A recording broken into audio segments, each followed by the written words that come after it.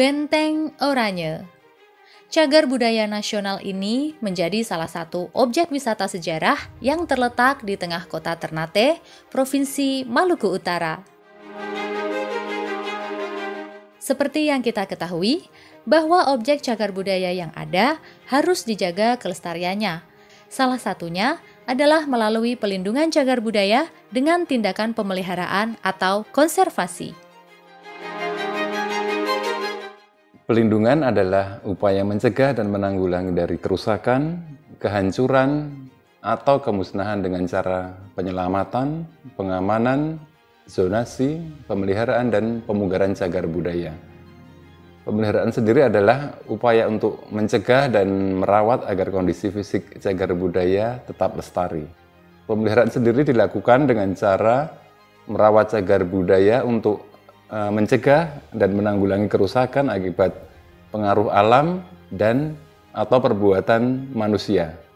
Pemeliharaan dapat dilakukan di lokasi asli cagar budaya itu berada ataupun di tempat lain, tetapi dengan harus didokumentasikan secara lengkap. Pada konservasi yang dilakukan di Balai Pelestarian Kebudayaan Wilayah 21 di Benteng Oranye dan kemudian mungkin akan dilakukan juga di Benteng Toluko dan cagar budaya lain, sudah dilakukan studi konservasi ataupun juga pencatatan, pendataan, observasi terhadap kerusakan-kerusakan ataupun gangguan-gangguan dari organisme ataupun juga dari pengaruh dari kita, dari manusia sebenarnya yang lebih banyak juga terhadap cagar budaya yang ada di sana. Perawatan bisa dilakukan dengan pembersihan, pengawetan, perbaikan atas kerusakan yang terjadi. Kemudian dari perawatan tersebut ada juga namanya istilah konservasi juga yang sudah dilaksanakan pada tahun ini mungkin di Benteng Oranye ada dilakukan oleh teman-teman dari pemeliharaan dan juga ada konservator kita yang turut serta secara aktif untuk melakukan sejak awal dari perencanaan, pelaksanaan, pengawasan dan juga terutama adalah pelaksanaan di lapangan. Dia mengontrol secara langsung pelaksanaan konservasi agar sesuai dengan kaidah pelestarian cagar budaya. Konservasi Benteng Oranye menjadi kegiatan rutin Balai Pelestarian Kebudayaan Wilayah 21. Di tahun 2025 ini, kegiatan konservasi Benteng Oranye menitikberatkan pada pembersihan dinding benteng, baik sisi luar maupun dalam, dari mikroflora, yaitu lumut dan alge, serta tumbuhan liar yang terdapat di dinding benteng. Pembersihan dinding benteng tentunya membutuhkan metode khusus dengan melibatkan tenaga ahli di bidangnya. Metode pembersihan dalam kegiatan ini secara garis besar terdiri dari metode pembersihan mekanis dan pembersihan kimia. Metode pembersihan mekanis dilakukan untuk mengendalikan pertumbuhan alge, sedangkan metode pembersihan secara kimia dilakukan untuk mengendalikan tumbuhan tingkat tinggi. Adapun pertumbuhan lumut dikendalikan dengan menggunakan metode pembersihan secara bahan alam yang digabungkan dengan pembersihan secara mekanis. Pengendalian pertumbuhan alge secara mekanis masih menggunakan prosedur yang sama dengan tahun sebelumnya, yakni memanfaatkan gaya gesek yang ditimbulkan oleh tali nilon dengan permukaan dinding benteng.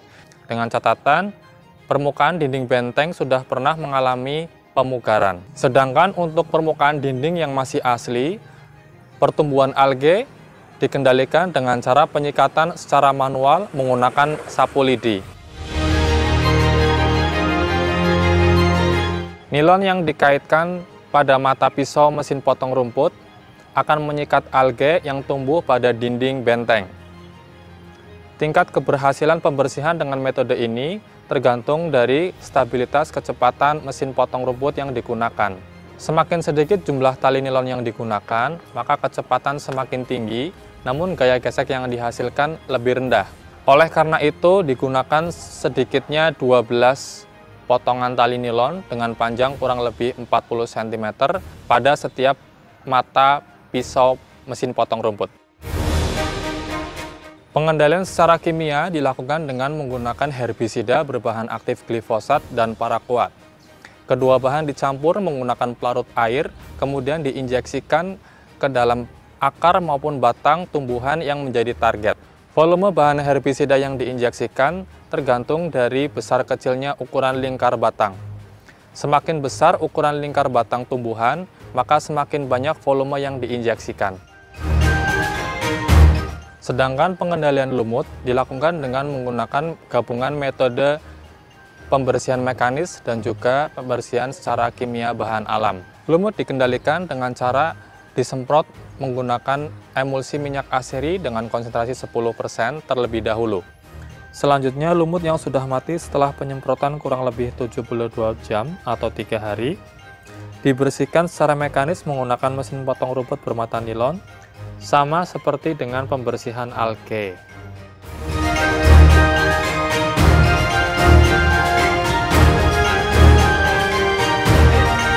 Dengan melakukan salah satu upaya pelindungan cagar budaya melalui pemeliharaan, diharapkan dapat mencegah kerusakan, kehancuran, dan kemusnahan yang mungkin akan terjadi pada objek cagar budaya.